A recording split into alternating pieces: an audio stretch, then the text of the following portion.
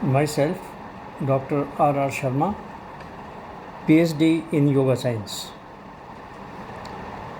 YouTube में मेरा channel the inner science है।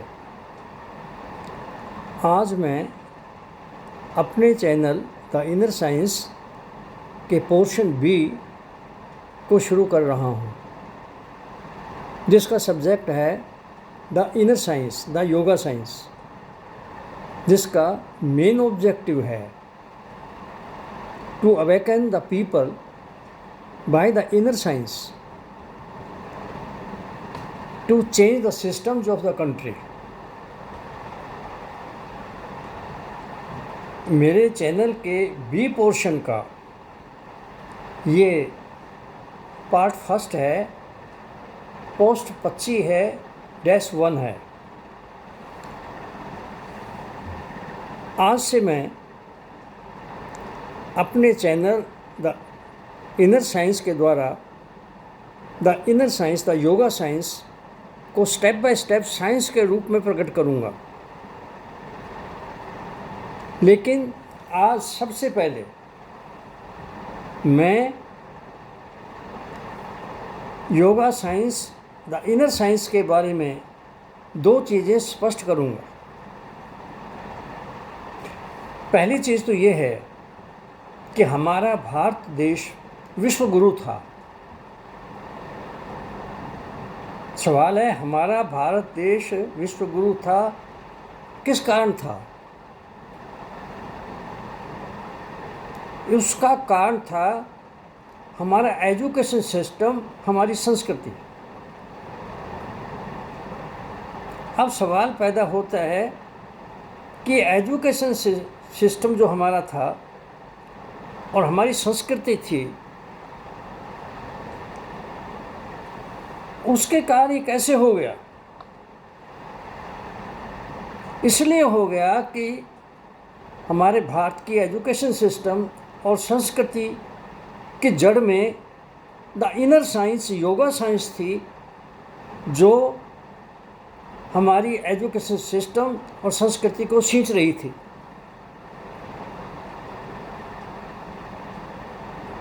अब एक सवाल और यहाँ पैदा होता है कि ऐसा क्या इंतजाम था इसी ट्रेनिंग का, yoga science, the inner science की ट्रेनिंग का, कि हम विश्व गुरु बन गए, कि भारत विश्व गुरु बन गया। अब ये ज़रा ध्यान से सुनना, क्योंकि सिर्फ कहने से नहीं, करने से रिजल्ट मिलते हैं। और अगर विश्व गुरु बनाना है तो ध्यान से सुनो।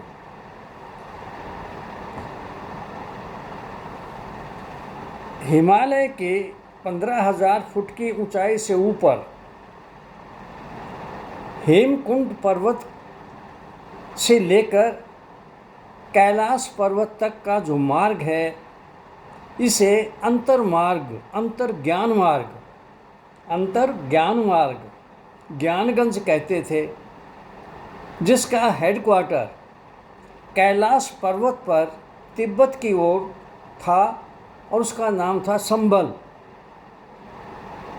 कई इसे संभाला भी कहते हैं, संबल इसका नाम था, ये हेडक्वार्टर था। यहाँ हेडक्वार्टर के ऊपर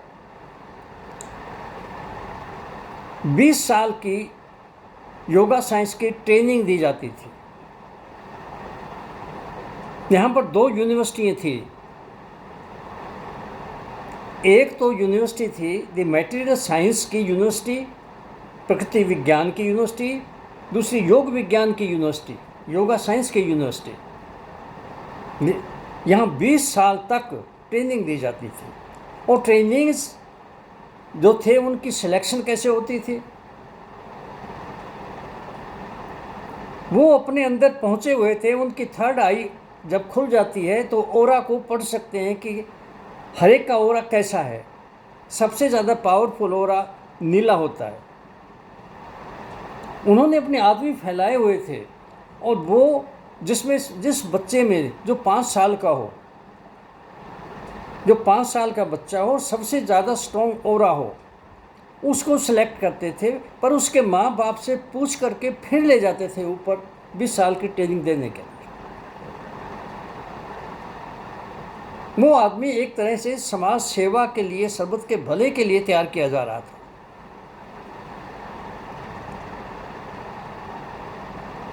वहाँ पर जो ट्रेनिंग दी जाती थी, फिर 20 साल के बाद एक इम्तिहान हुआ करता था, आखिरी इम्तिहान जिसे कहते थे, वो सबके लिए पास करना बहुत ज़रूरी था। और वो था एक छोटे से गुफा के कमरे के अंदर उसको 1 साल तक समाधि अवस्था में रहना पड़ता था, और छुप करके पूरी तरह उसके देखा जाता था वो किस अवस्था में है भी कि नहीं है। तो जब वो 1 साल तक उस अवस्था में रहे तब वो पास होता था, और जब वो पास हो जाता था तब वो नीचे सर्वत के भले के काम करने के लिए भेजा जाता था। पर भेजते वक्त एक शर्त लगाई जाती थी, जो पास कर लेता था इम्तिहान, 20 साल की ट्रेनिंग कर ली, वो एक्सपर्ट हो गया मेटेरियल साइंस में भी, योगा साइंस में भी, फिर उसे एक शर्त लगाकर भेजा जाता था कि 3-4 साल के बाद तुम यहाँ हमें मिलना चाहो तो आ सकते हो, मिल सकते हो, पर शर्त ये है किसी को साथ नहीं लाना, और ना ही किसी को यहाँ का एड्रेस बताना है, यहाँ का पता भी किसी को नहीं बताना, ताकि वो डिस्टर्ब ना हो उनका काम। और ये भी मैं आपको बता दूं कि हिटलर ने भी अपनी फौज वहाँ पर भेजी थी अपने मतलब के लिए, लंबी ज़िंदगी जीना चाहता था, उसे पता था वहाँ से कुछ मिल सकता है। और ये भी सुन लो कि माओ से तुंग ने तो कई दफ़ा अपनी फ़ौजों की कंपनियाँ वहाँ भेजी जहाँ कैलाश पर्वत और इनके हेडक्वार्टर था, पर उन्हें मिला कुछ नहीं। उन्होंने तहस नहस करने की कोशिश की माओ से तुंग ने, इसीलिए कब्जा किया तिब्बत के ऊपर, जिस पर सबसे ज़्यादा असर कैलाश पर्वत का पड़ रहा था।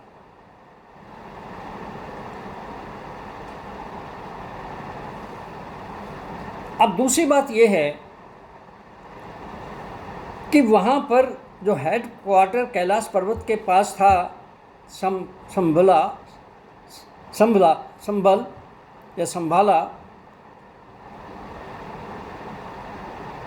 वहाँ जो योगीज थे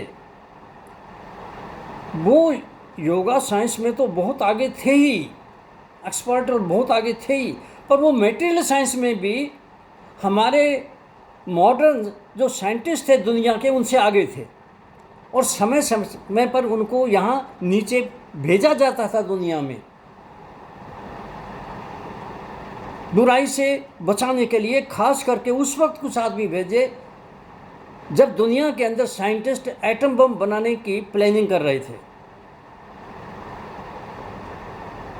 एक आदमी जो ब्रह्मचारी योगी था उसको बम्बई भेजा, उसने चैलेंज किया कि मर्जी जो जहर मुझे खिलाओ मैं नहीं मरूंगा। मीटिंग हुई और बम्बई के जो डॉक्टर्स का प्रेसिडेंट था और दूसरे जो थे साइंटिस्ट वो इकट्ठे हुए, एक टीम बनाई, उससे लिखवाया कि मर गया तो वो खुद जिम्मेवार होगा, और वहाँ उसको चेकअप किया पहले खिलाने से पहले। उसके बाद उसको जहर, साइनाइड जहर खिलाया जो सबसे खतरनाक है, जिसका कोई स्वाद भी नहीं बता सकता, पहले ही मर जाता है। लेकिन काफ़ी मात्रा में खाने के बाद भी वो जिंदा था, और उसे कहा तुम्हें इतनी देर तक बैठना पड़ेगा यहाँ, और वो बैठा रहा। जब देखा कि जहर का असर अब तक हो जाना चाहिए, तब भी वो जिंदा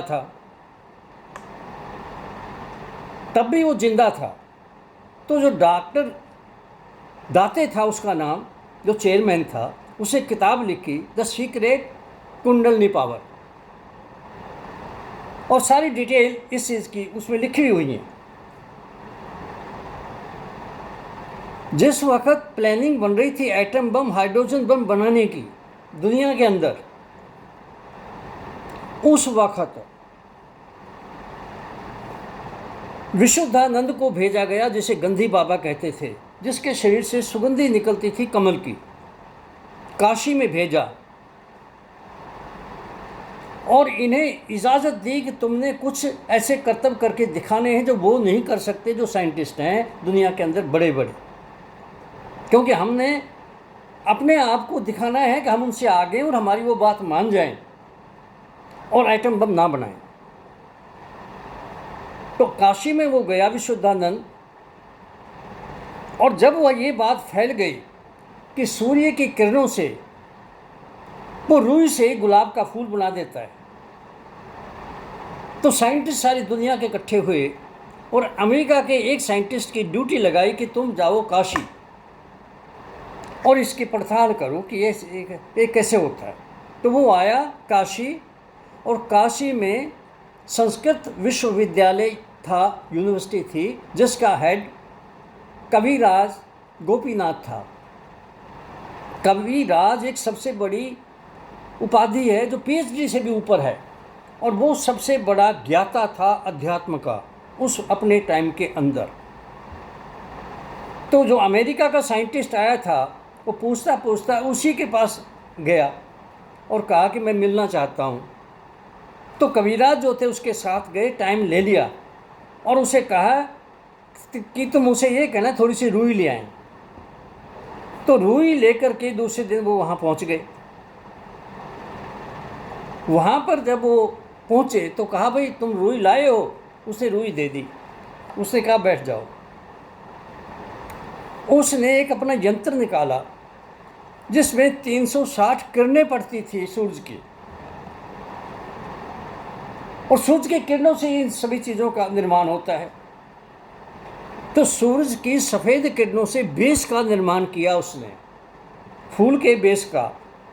उस रुई में के नीचे बेस बना, वो बेस सफ़ेद किरणों से बनाया, और साइंटिस्ट ने कहा हाँ बेस बन गया है फूल का। ऐसे करते करते वो गुलाब का फूल बन गया रुई से, और उसने उसको दे दिया साइंटिस्ट को। वो कहता है हम देख तो रहे हैं, हमें समझ नहीं लग रही, तुम कोई और फूल बनाओ। उसने एक और फूल बना दिया चमेली का। उसने कहा नहीं, मैं जो सोचता हूँ वो फूल बनाओ। तो जब उसने सोचा तो कैच कर लिया उसने, कैच करके वो बनाने लग गया, और वो अमेरिका का फूल था। और उसने कहा ये तो अमेरिका का मैंने फूल सोचा था, वही बन रहा है, और वो बन गया। उसने ये भी कहा कि क्या ये आपका धोखा? कहते धोखा तो नहीं है, और हम भी तोड़ रहे हैं नियम को, क्योंकि प्रकृति बनाती है, हमें नहीं बनाना चाहिए इस तरह। जो प्रकृति का काम है प्रकृति ने करना है, पर तुम्हें समझाने के लिए हमें ये ड्यूटी दी गई है कि हम करके दिखाएं, पर हम नियम तोड़ रहे हैं, ये पाप कर रहे हैं, और इसकी हमें सज़ा मिलेगी। इसलिए हमें कुछ दिन तपस्या भी करनी पड़ती है पश्चाताप के लिए। तो ये कुछ दिन और बीत गए, ये बात और फैल गई। फिर साइंटिस्ट इकट्ठे हुए, तो जर्मन का एक जो साइंटिस्ट था वहाँ फिर आ गया। पहले अमेरिका का आया था, फिर वो आ गया। कविराज को वो मिला, कविराज के साथ वो वहाँ चला गया। तो उसने कहा कि आप दिखाओ कैसे बनाते हो। कहता है वो जो वृक्ष है ना सामने खजूर का, उसका पत्ता ले आओ। तो वो पत्ता ले आया और पत्ता दे दिया विश्वदानंद को, जो योगी थे। विश्वदानंद ने वही यंत्र निकाल करके उसका संगमरमर का पत्थर बना दिया, और वो पत्थर बन गया। फिर उसने कहा कि ये तो आंखों का धोखा होगा। कहता नहीं, ये पत्थर तुम ले जाओ और ये तुम्हारे साथ ही रहेगा, बहुत लंबी जिंदगी है इसकी। पर कहता है हम देख तो रहे हैं पर हमें समझ नहीं लग रही। कहता इसीलिए तो हम दिखा रहे हैं, नहीं तो तुम हमारी बात नहीं मानोगे, और इसीलिए हम भेजे गए हैं। तुम ये मानते हो हम तुम्हारे से आगे हैं, तुम्हारी साइंस में भी, मैटेरियल साइंस में भी, तो फिर हमारी एक बात मान लो जिसके लिए हम भेजे गए हैं, और वो ये है कि तुम एटम बम, हाइड्रोजन बम मत बनाओ, नहीं दुनिया का विनाश होगा। लेकिन साइंटिस्टों ने कहा जो वहाँ बैठे थे कि हम तो सरकार के नौकर हैं, हम ना कर ही नहीं सकते, और हमें तो बनाना ही पड़ेगा। और उन्होंने एटम बम, हाइड्रोजन बम बनाए भी। दुनिया को विनाश में ले जाने के लिए बना भी दिए उन्होंने। इसी तरह एक और योगी को भेजा, और वहाँ जब साइंटिस्ट इकट्ठे हुए तो उन्होंने एक सवाल कर दिया कि हम पहले भी देख चुके हैं कुछ चीज़ें, पर तुम क्या किसी मुर्दा डेड चीज़ को जिंदा कर सकते हो? कहता देखो मैं करता हूँ। सामने एक कीड़ा जा रहा था, उसे मैग्नेटिक पावर उसके ऊपर डाली, उसको ऑर्डर दिया, वो मुड़ गया और उसकी तरफ आने लग गया, योगी की ओर आके वहाँ रुक गया। उन्होंने एक चाकू मंगाया, चाकू मंगा के उसके 3-4 टुकड़े कर दिए। वो टुकड़े जो कर दिए वो पहले हिलते रहे, फिर हिलना बंद हो गया। उन टुकड़ों को थोड़ा थोड़ा दूर भी कर दिया, और जब साइंटिस्ट ने कहा कि हाँ अब ये डेड हैं, अब ये ज़िंदा नहीं हो सकते, आप कर सकते तो करो, तो उन्होंने फिर उसी मैग्नेटिक पावर से उनमें हलचल पैदा कर दी, और उनको वो नज़दीक सरकने लगे टुकड़े, और वो जुड़ गए और कीड़ा चलने लग गया। और फिर उसने ये भी कहा इसकी कुछ महीने तक ज़िंदगी है, मेरे अंदर इतनी पावर है, मेरे गुरु के अंदर ज़्यादा है, वो ज़्यादा देर तक ज़िंदा रख सकते हैं, मेरे पास इतनी है, तुम इसकी निशानी रख सकते हो, फिर भी इसकी ज़िंदगी भी लंबी है। और ये भी बताया कि हम कैसे करते हैं कि इसका मैग्नेटिक पावर जो है, इसका ओरा जो है, उसको उससे बाहर किसी टुकड़े को नहीं जाने देते, नहीं तो फिर वो जुड़ नहीं सकेगा। देखिए एक बात मैं और आपको बताऊं, ऐसी बहुत सारी घटनाएं हुई हैं। समाधि के अंदर जब 72 घंटे तक सांस की ज़रूरत ही ना पड़े तो एक ऐसी अवस्था आ जाती है कि मर्जी जितने साल बगैर सांस रह जाओ, और उस अवस्था के अंदर सांस तो आता ही नहीं, जरूरत ही नहीं पड़ती, हार्ट भी स्लो होता होता ऐसा हो जाता है वो उसकी चाल ही नहीं पकड़ी जाती, और कई साल तक वो जिंदा रह सकता है उसमें, जितने चाहे 50 साल पर पड़ा रहे, मरेगा नहीं, क्योंकि हर सेल जो हमारे अंदर है उसके साथ एक पावर हाउस होता है। ये सभी मेडिकल साइंटिस्ट जानते हैं। वो जो पावर हाउस के अंदर वाइटल फोर्स है वो एक्टिव रहती है बड़ी स्लो स्पीड से, और फंक्शन में रहती है, इसलिए मरता नहीं आदमी, चाहे 40 साल पड़ा रहे। महाराष्ट्र में ऐसा हुआ कि एक आदमी 2 महीने तक समाधि में बैठा रहा।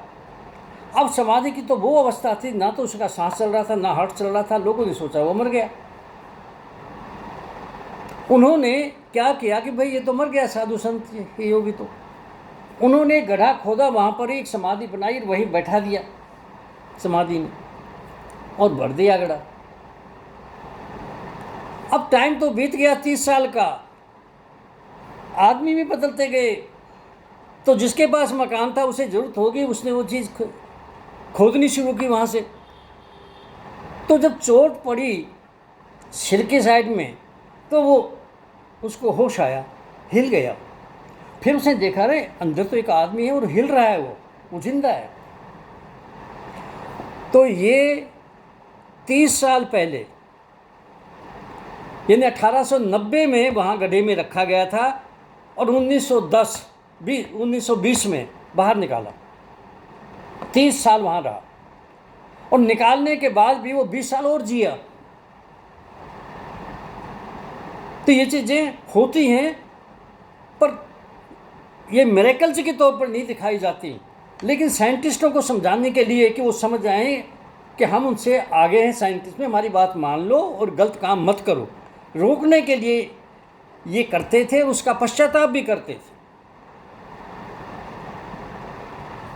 अब 2 बातें जो मैंने बतानी थी इनर साइंस योगा साइंस के बारे में, एक तो यही थी गुरु कैसे बने, वो इस सोर्स से बने। दूसरा है कि मैं डॉक्टर आर शर्मा PhD हूँ योग विज्ञान में, योगा साइंस में, और मैं YouTube में अपने चैनल का नाम द योगा साइंस रखना चाहता था, पर मैंने योगा साइंस नाम नहीं रखा, मैंने द इनर साइंस रखा, क्योंकि योग को योगा कह करके लोग सभी लोग आम लोग करीब करीब सभी लोग योगा को फिजिकल एक्सरसाइज समझते हैं।